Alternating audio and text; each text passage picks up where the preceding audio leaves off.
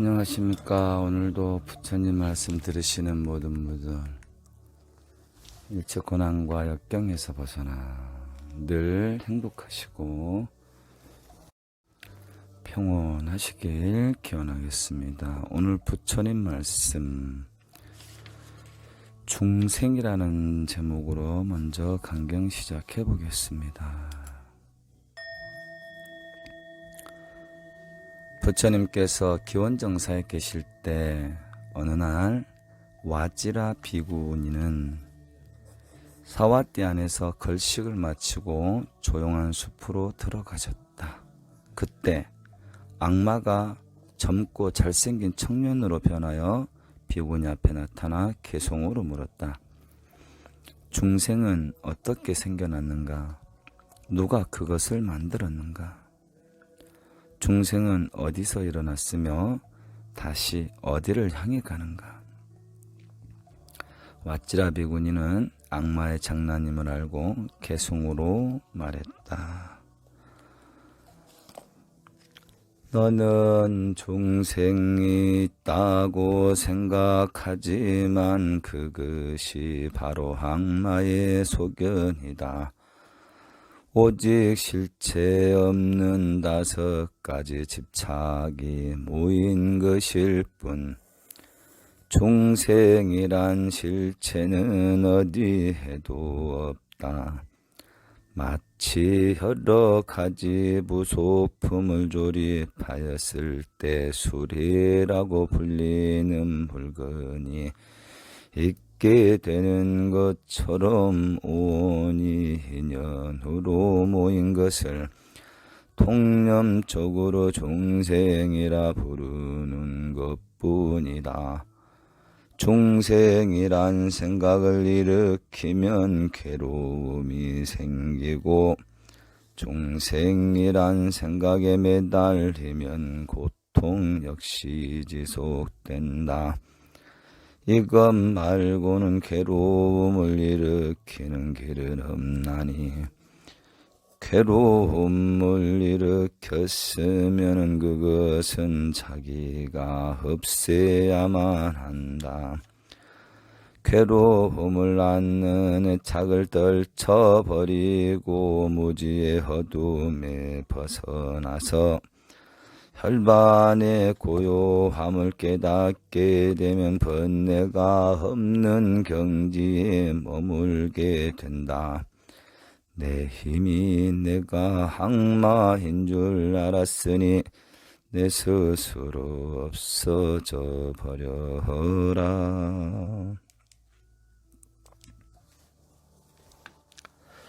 참 훌륭한 비구니 스님을 한번 또 뵙게 되네요. 와지라 비구니 대단하신 분이네요.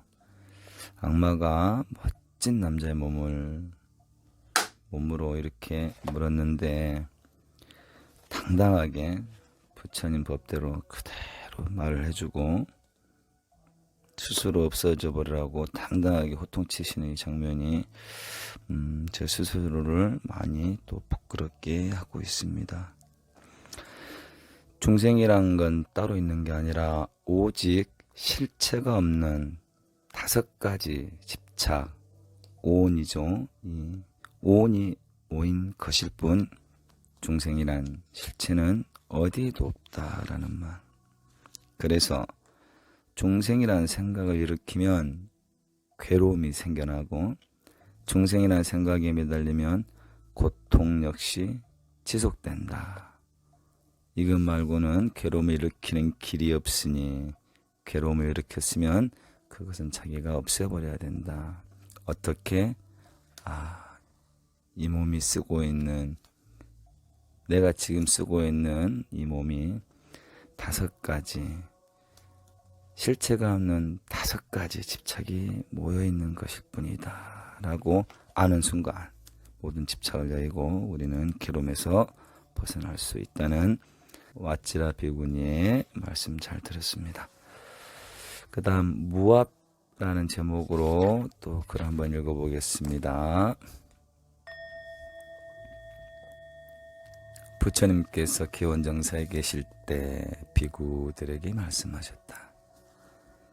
비파 소리를 들어보지 못한 왕이 있었다. 그런데 비파 소리를 한번 듣고는 연주자에게 말했다.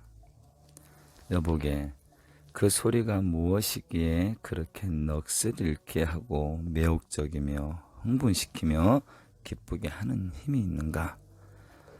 대왕이시여, 이것은 비파라고 부르는 것의 소리입니다. 그 소리가 그렇게 매혹적인 힘을 가지고 있습니다. 그러면 그 비파를 가져와 봐라. 사람들이 비파를 왕에게 가져다 바치니 다시 말했다. 비파는 되었고 소리를 가지고 오너라. 왕이 비파의 소리를 가져오라고 하자 사람들이 말했다. 이 비파는 여러 개의 부속품으로 구성되어 있는데 여러 가지 요소가 잘 어울려져야 제대로 소리를 냅니다. 왕은 비파의 소리마저 하나의 부품으로 생각하고 그것을 찾아내기 위해서 비파를 산산조각 나도록 부수어 보았다. 그러나 소리를 찾을 수가 없었다. 왕은 다시 비파를 불에 태워 그 채를 덩어리로 만들기도 했으며 강풍의 채를 키질해 보기도 했다. 그렇지만 역시 그 매혹적인 소리를 찾을 수가 없었다. 비파를 태운 잿덩이를 세찬 강물에 떠내려 보내기도 했지만 여전히 매혹적인 소리를 발견할 수 없었느니라. 비구들아, 이와 마찬가지로 너희가 몸뚱이를 비롯한 감각이나 지각 등 오온의 구석구석을 찾아보아도 그 어디에도 자아라든가 나는 존재한다라는 내 것이라는 것은 발견할 수가 없느니라. 자바암경 43장에 나와 있는 구절입니다. 이 잘못된 오치원을 설명하는데 오늘 이 비유가 상당히 가깝게 좀 와닿는 것 같습니다. 제가 일전에 제가 말씀드렸죠. 지옥세계 중생들은 축생을 부러워하고요. 마음대로 뛰어놀 수 있잖아요. 고통 없이 풀도 뜯어먹고 하늘 날고 물속을 헤엄치고. 근데 그 축생들은 사람을, 인간을 부러워한답니다. 예. 의지대로 무언가를 다 만들어서 그려낼 수 있기 때문에. 근데 그런 인간들은요, 천상의 신들을 또 부러워하죠. 인간이 할 수 없는, 그러니까 자기가 할 수 없는 무언가를 하는 존재들을 계속 부러워합니다. 그 최고봉에 천상의 신들이 있는데 그 천상의 신들마저 부러워하는 대상이 있습니다. 고요한 숲에서 수행하는 수행자를 천상의 신종은 부러워한답니다. 실제로 팩트로, 종교적인 사탕발림이 아니고요, 팩트를 말합니다. 실제로 겪었던 일이고 충분히 그런 많은 수많은 경험을 통해서 듣고 제가 얻은 얘기인데요. 천상의 신종들은요, 고요한 곳에서 흐트러짐 없이 수행하는 수행자를 부러워한답니다. 무슨 소리겠습니까? 우리 사람은 여러 가지 축생보다도 못한 지옥세계에서 빠져야 될 그런 사람들이 있고, 또 천상의 신종들이 존경하는 흠모하는 대상인 수행자까지 우리가 상상할 수 있는 모든 무리에 사람들이 존재합니다. 똑같이 오온의 작용을 일으키는 몸을 빌어쓰는 인간들이 이렇게 천차만별합니다. 비파를 제대로 정확하게 조율했을 때 신금을 울리듯이 이 덧없는 오온으로 이루어진 몸을 다 샀을 때 무간지옥에 빠져야 될 손가락질을 받는 사람도 되고 천상의 신들마저 흠모케하는 그런 귀인이 될 수 있다는 거, 우리가 다시 한번 생각해 봐야 될 것 같습니다. 무아란 제목으로 또 한 편 더 읽어보겠습니다. 부처님께서 녹야원에 계실 때 5비구에게 말씀하셨다. 육신에는 자아가 있는 것이 아니다. 만약 육신에 자아가 있다고 한다면 육신은 병이나 고통에 휘말리지 않을 것이요. 육신이 이렇게 되었으면 한다든가 이렇게 되지 않았으면 하는 말도 하지 않을 것이다. 그러나 육신에는 자아가 없기 때문에 병이나 괴로움이 휘말리게 되는 것이며, 육신이 이렇게 되었으면 한다든가 이렇게 되지 않았으면 하는 생각을 하게 된다. 비구들이여, 어떻게 생각하는가? 육신은 영원한가 무상한가? 세존이시여 무상합니다. 그래? 비구들이여, 만약 육신이 무상한 것이라면 괴로운 것인가 즐거운 것인가? 예, 세존이시여 괴로운 것입니다. 만약 무상하고 괴로운 것이라면 변하고 바뀌는 법, 이거를 나의 제자로서 육신이 바로 자아다. 자아가 육신을 가지고 있다. 혹은 육신이 자아 안에 있다. 혹은 자아는 육신 안에 있다고 볼 수 있겠는가? 아닙니다. 세존이시여. 감각, 지각, 의지, 의식에서도 마찬가지니라. 비구들이여, 나의 제자들은 육신, 감각, 지각, 의지, 의식, 이 색수상 행식 5가지 쌓임, 이 오온을 자아도 아니고 내 것도 아니라고 보아야 한다.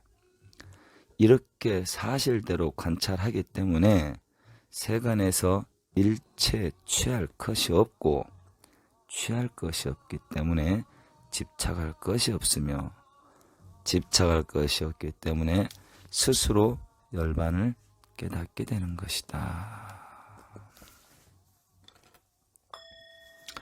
자바암경 제2장 3장 이렇게 나와 있는 말인데요.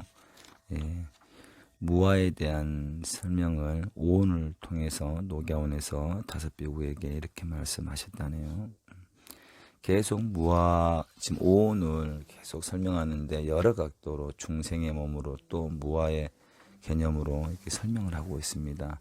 계속 듣다 보니까 이 오온에 대해서 개념을 잡으시고, 또 오온이 어떤 건지, 또 내가 그동안 부질없는 이 5가지 이 몸뚱아리에 얼마나 망상을 부리고 있었는지 아마 조금은 머리로나마 충분히 느끼셨을 줄로 압니다.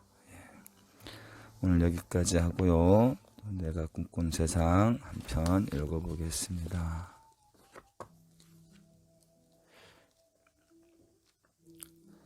오늘은 말의 분수라는 제목으로 읽어보겠습니다. 지혜가 있는 자는 분수에 맞는 말을 합니다. 분수를 지키려면 생각과 말과 행동이 부족하지도 넘치지도 않아야 합니다.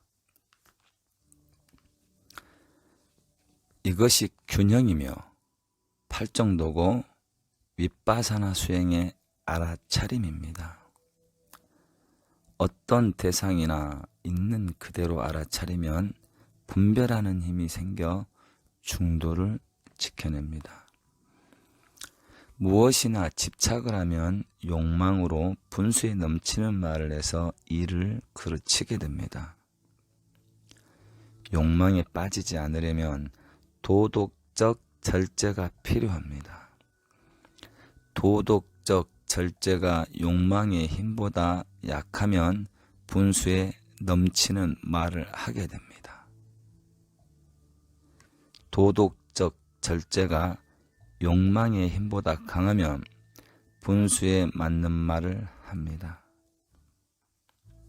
도덕적 절제의 힘을 키우려면 있는 그대로 알아차려서 지혜를 얻어야 합니다.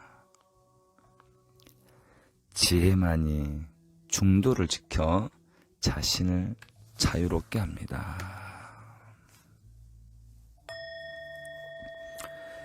오늘 키포인트 단어 중도, 지혜, 도덕적 절제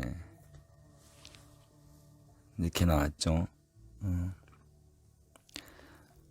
성경에서도 도덕적인 절제는 상당히 강요합니다. 예, 신앙생활 하는데 그냥 일반 사람들도 도덕적인 개념이 중요시한데 수행하고 또 신앙을 갖고 있는 사람은 더더욱 이 도덕적인 사고방식이 강하게 중무장되어야 됩니다. 부처님께서 열반경에, 유교 열반경에 그런 말씀하셨죠. 수행자가 갖추어야 될 옷 중에 가장 근본 갑옷은 부끄러움의 옷이다라는 말씀을 정확하게 하셨습니다. 전번에도 제가 말씀드렸지만 우리가 다 잘할 수는 없잖아요. 완벽할 수 없잖아요. 때로는 개를 좀 먹일 수도 있고요. 때로는 알면서도 내 한계가 있기 때문에 그대로 방치할 수도 있고요. 그런 경우가 있는데 다만 내가 해야 될 것을 못했을 때 부끄러워하는 마음, 내가 하지 말아야 될 것을 하면서 정말 죄스러운 마음, 이 부끄러운 마음, 이렇게 부끄러운 마음을 갖는 것하고 갖지 않는 것하고는 내일의 업식이 달라지거든요. 그렇다고 해서 잘못된 행위를 부끄러운 마음 갖고 했다고 해서 정당화시키라는 말은 아닙니다. 제가 여기서 말한 것은 내 스스로 부끄러운 거지 뭐 법률적으로 이렇게 죄를 짓는 그런 걸 말한 건 아니에요. 그 부분 혼동하지 마시고요. 그래서 우리가 욕망으로 분수에 넘칠 말을 한다. 이것은 우리가 말을 했건 뭐 행동을 했건 무엇을 하건 간에 정당한 노력에 의한 결과를 얻는 것은 아주 수승하고 주위 사람들한테 귀감이 되는 겁니다. 예. 아무리 많이 부를 축적이고 아무리 좋은 차를 타더라도 저 사람이 그만큼 고생한 걸 알게 되면 저 사람은 저런 차 탈 자격이 있어 이렇게 말하잖아요. 근데 그렇지 않고 도덕적인 가치관을 깨가면서까지 그런 사람들한테 우리는 손가락질하게 되는 거거든요. 예. 그런 부분도 오해하지 마시고 그렇게 하시고 이렇게 분수에 맞게끔 도덕적 가치관을 정립해서 늘 알아차리고 그렇게 말을 해서 나나 주위 사람들에게 도움이 되는 그런 수행자로서 우뚝 설 수 있는 그런 하루, 그렇게 성근공덕 지우는 하루 되시길 기원하겠습니다. 건강하시고 행복하십시오.